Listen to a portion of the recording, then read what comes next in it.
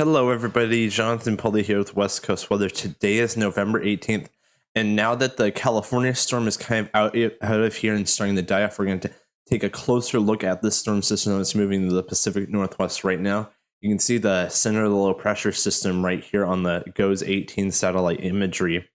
And Alaska's up here, and British Columbia's over here, in California, Oregon, and Washington's over here. This system's going to bring some breezy to gusty winds to parts of the interior and some maybe locally strong winds along some of the coastal lines in the northwest interior, where a surge of westerly winds looks likely to come down the strait Juan de Fuca and impact places like Whidbey Island, Fidalgo Island, the San Juan Islands, and parts of southern and western Vancouver Island. So we'll take a closer look at that as well. And if you enjoy these videos and find them informative, just please hit that like button, subscribe button down below. It helps get the algorithm to take my video out to more viewers. And without further ado, let's get right into the video. Now we're looking at the trough and ridge positions. This is the European model on the left, and this is the GFS on the right. As we play this out, you can see our storm system and associated trough of low pressure start moving into the Pacific Northwest, and actually a large chunk of the West Coast as it merges with that pre-existing California storm.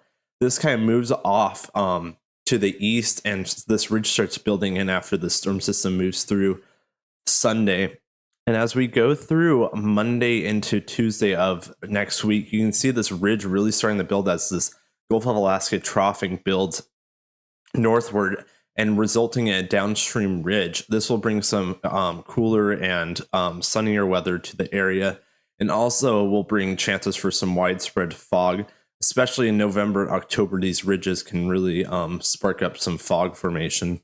As we look at both the models, they're really agreeing very well through midweek, which is to be expected. You can see this little tiny lighter color area. This is kind of a weak system that some of the models have picked up on. This may bring some light rain as this weak front moves through, like later on Tuesday into Wednesday. So not really expecting much travel impacts for Thanksgiving with that. But as we go through Thanksgiving, it looks like that system moves out of the area, and we're kind of left in between this ridge and a trough. It's kind of a cool pattern, but it's going to be dry. So Thanksgiving should be pretty nice, at least according to November standards. And you can see on both models, they're really agreeing way out here. This is all like a whole week out, and they're still agreeing pretty well.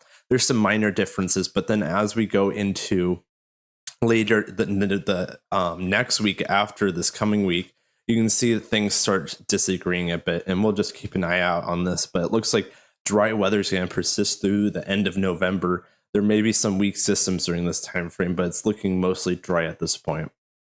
And now let's take a closer look at the system that's starting to impact the West Coast. And here you can see the dying coastal storm over California. This is kind of moving inland, and you can see our next weather maker right here. And as I play this out, this is the mean sea level pressure, and you can see a 993 millibar low, not too bad for around here. But you can see that really this tight pressure gradient is where all the winds are going to be. This is because there's a strong contrast between the central pressure of the storm system and this big ridge of high pressure that's starting to build out over the Pacific. So this creates a pretty strong pressure gradient in between both these weather systems. So this is going to bring some gusty to windy conditions to the coastlines, parts of the northern interior as well. And as we play this out, this pressure gradient continues through Sunday morning, bringing a continued westerly onshore winds. And then by Sunday evening, the pressure gradient starts relaxing as the ridge of high pressure builds over the area. We can see this really strong high pressure system, pretty strong. And this is going to bring nice weather but cooler conditions to parts of the Pacific Northwest, at least most of the Pacific Northwest, it looks like. And then if we go in the late Tuesday and the Wednesday, you can see this little tiny weak frontal system, hardly a weather system at this point, kind of just slowly moving through the Pacific Northwest, maybe some light rain with that. But we look to dry out through Thanksgiving as another ridge builds in, at least according to the European model. But we also saw that GFS was agreeing pretty well. So this would bring some more nice weather into next weekend as well. Now let's take a look at when the precipitation may arrive. This is about right now. This is about 3 p.m. Saturday. And then you can see that the precipitation starting from the California storm is moving over the northern parts of California, but you can see our frontal system starting to move into the Oregon coast, approaching the Washington coast. This kind of moves through tonight, not bringing a ton of rain, but some decent rainfall to the parts of the mountains. And then you can see this convergence zone form over the central Cascades of Washington and parts of the Puget Sound as well. This may bring some enhanced snowfall totals to parts of the central Cascades through Sunday evening. This kind of lasts through Sunday night before diminishing. But then you can see as we go out through Monday and Tuesday, it's really dry, but you can see this weak front starting to approach the area late Tuesday afternoon, bring some clouds in. Some light to moderate rain possible with that, but that dies off right as we go into Wednesday before we dry out for Thanksgiving. So it looks like a beautiful day is setting up for Thanksgiving, which is nice for so there's no travel impacts. Maybe some fog around, but other than that, not very impactful weather. Maybe some weak systems way off into the future, but we'll continue to look at that. So now let's look at total precipitation inches. And so as we go through Sunday, most of the precipitation will end by Sunday evening. So by Sunday evening, some of the Cascades of Washington, Oregon may get 1 to 1.5 inches of rain. Coastal areas getting a half inch to an inch of rain. The lowlands may be getting up towards a half an inch, but generally staying below half an inch. You can see the rain showers over the Whidbey Island area, Sequim, Port Townsend, and the Strait of Juan de Fuca. That rain shower really hits them over there. And that'll lessen the rainfall totals over there as well. But you can see parts of Southwest BC, maybe some of the coastal ranges and the Cascades up there, maybe 1 to 1.5 inches for some of the higher terrain, but generally not a very wet system. And then as we go through that Tuesday system, you can see the very weak system kind of gliding down, adding a little bit to the rainfall totals, but maybe a couple tenths of an inch only with that. And then this is looking at total snowfall. So as we go through, this system's going to bring in cold air pretty fast. So it's going to be raining at the passes, but it looks like it's going to quickly shift over the snow. And you can see that some of the places, maybe Stevens Pass getting up over 8 inches of snow, maybe some parts of the Cascades to the east of the Willamette Valley, maybe getting 5 to 10 inches of snow in some of the places. Some of the passes may have potential maybe up to 8 inches of snow in a 24-hour period. So there may be some winter traveling conditions as we go through Sunday for some of the passes. So keep a heads up for that. And now let's look at 10-meter wind gusts. This is the European model. You can see right now that this front is starting to approach the coast in the back end of the system. This system kind of has what's called a bent back occlusion, or more commonly called the sting jet. It's basically a section of a cyclone where the winds from the upper atmospheres mix down to the ground, creating localized damaging winds. This doesn't look like a particularly strong one, but it's going to bring some heightened wind speeds down the Strait of Juan de Fuca.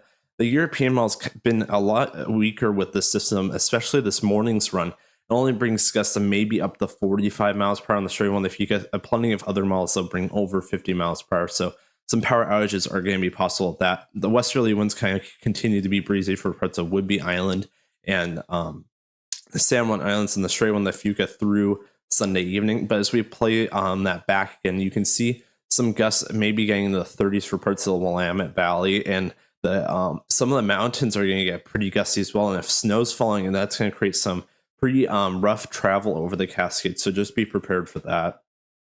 And now let's compare the European model to the national blended models. This is basically an average of a bunch of the main weather models. So this kind of gives us a better idea of what may happen. So as we go through this evening into tonight, you can see the breezy winds approaching the coastline. This model average out the wind speed, so it's not going to be strong as some of the other models. You can see it actually brings gusts up towards 50 on the Strait, and the European model didn't even bring that.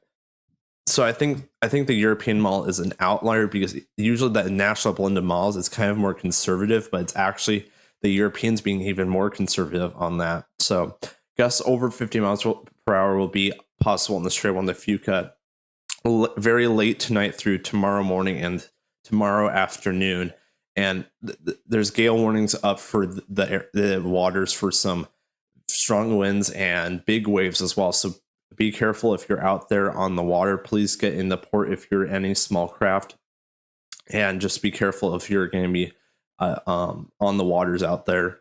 So as we this is the HRRR model now. This is 10-year wind gusts again.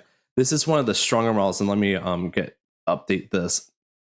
And you can see the cold front kind of approaching us, may bring some gusts up towards into the 40s for parts of the Oregon coastline.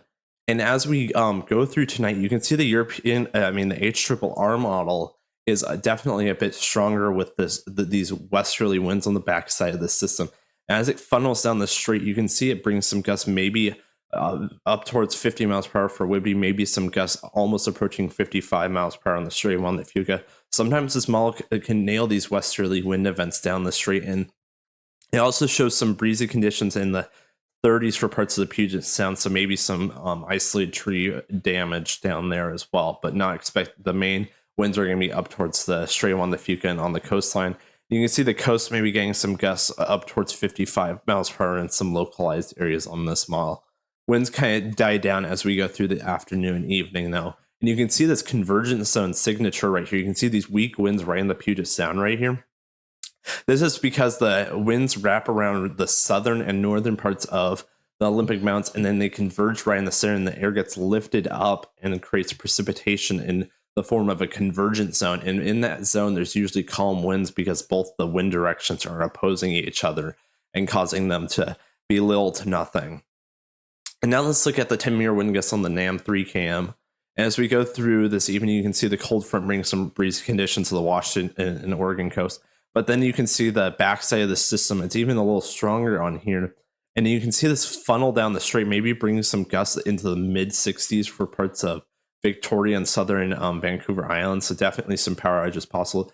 The NAM actually brings almost some gusts into the upper 50s for parts of the northeastern part of the strait along the Fuca and the part of Lopez Island, Fidalgo, and northern Whidbey Island. So that would definitely cause some power outages if that were to occur. But you can see the models are kind of all over the place when it comes to wind speeds. And that's pretty typical because this is a more localized wind event. And models tend to have a harder time when the wind is in a very specific place because they have to be a lot more accurate for a very small area. And usually westerly wind events tend to be pretty sensitive to change. So whatever changes with the system will decide who gets the strongest winds. And now let's look at the composite reflectivity on the HRRR model. This basically just shows what the radar may look like. So as we go through this evening, you can see the pretty strong cold front moving up the coast with some heavier bands of rain in this. There may be an isolated thunderstorm chance in some of these, but not expected to be the main threat. You can see the rain showers in convergence zone kind of going over western Washington. Some heavier showers moving over parts of Oregon and eastern Washington, eastern Oregon, and parts of Idaho. And you can see some of these heavier bands continue as these northwest winds kind of converge together over parts of the relatively warm Pacific Ocean. So some of these heavier showers may continue on through later on Sunday for parts of the coastline in the central Puget Sound. Now let's look at the composite reflectivity on the NAM. You can also see the stronger cold front moving in. The NAM tends to underdo some of the rain amounts, but it seems to be doing okay with this. You can see the main cold front moving through by early tomorrow morning, and then the westerly winds come down, creating a convergent zone right over parts of western Washington as well. You can see also not as strong of rain bands moving in behind the system into the coast, but definitely plenty of shower activity still showing up on the NAM. Now let's look at significant wave heights. You can see at the backside of the system's got where the strongest winds are going to have the greatest wind waves. And you can see some waves over 15 feet possible in the open water, maybe approaching 20 feet. But as the waves actually move into the coast, it looks like maybe 10 to 15 foot waves are going to be possible on the coast. So some pretty good wave watching over there on parts of the Washington and Oregon coastlines. Just be careful and don't take your eyes off the water if you're down there. And then you can see the waves kind of die off. And then that stronger system that's off the coast that's going to leave us alone. So this is from the National Weather Service, Medford, Oregon. This is showing the probability of 8 inches of greater than or equal to 8 inches of snow in a 24-hour period. You can see some of the higher elevations getting 60 to 80% chance of over 8 inches of snow. So definitely a good dusting, a good around the snow, the parts of the Cascades. So just keep your eye out for that. And this is from the National Weather Service, Pendleton, Oregon. showing that there's going to be snow possible in the Cascades and the northwest Blue Mountains of Washington. Moderate to heavy snow Saturday night through Sunday afternoon. 6 to 10 inches possible in the Washington Cascades over 3,500 feet. In Oregon Cascades, 6 to 8 inches over 4,500 feet and above. Washington northwest Blue Mountains, 6 to 10 inches possible over 4,500 feet. And make sure to check the forecast and travel conditions before departing over the passes. Visit the WSDOT and/or triple check the Trip Check website for the most up-to-date information. Make sure to leave extra distance between you and the vehicle in front of you. Follow traction tire/chain requirements and make sure to slow down. So great information from the National Weather Service. This is from the National Weather Service of Spokane, Washington. They always have their great graphics out there. Mountain pass snow. Mountain snow Saturday evening through Sunday afternoon. Slick road conditions. Up to 7 inches possible for Stevens Pass and up to 4 inches for Washington Pass. And Snoqualmie, Loop, Sherman, and Lookout passes will see very light accumulations. So now let's look at the 6 to 10 day temperature outlook. This is for November 24th through 28th.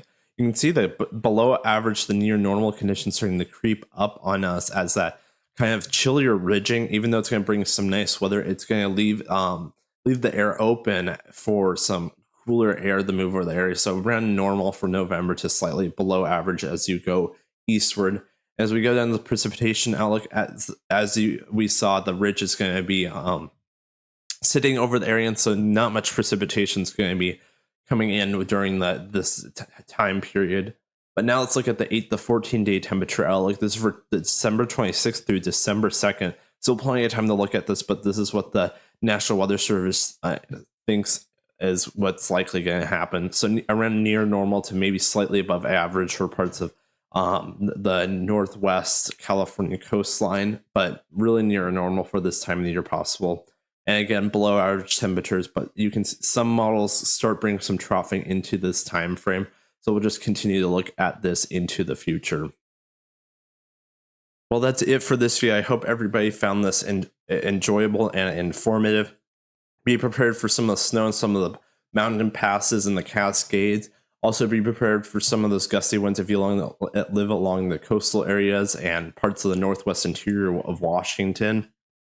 After the storm moves through Sunday into Monday, we're going to dry out Monday and Tuesday before later on Tuesday, a weak system moves through, bringing some clouds and light to moderate rain. Not too much expected with that. That will move through by Wednesday afternoon before some more nice weather ensues after that through Thanksgiving and into next weekend. So I'll likely not do a video tomorrow as the weather looks to continue to be dry. And I'll talk to you guys all next Friday likely. So take care, God bless, and have a wonderful week and weekend.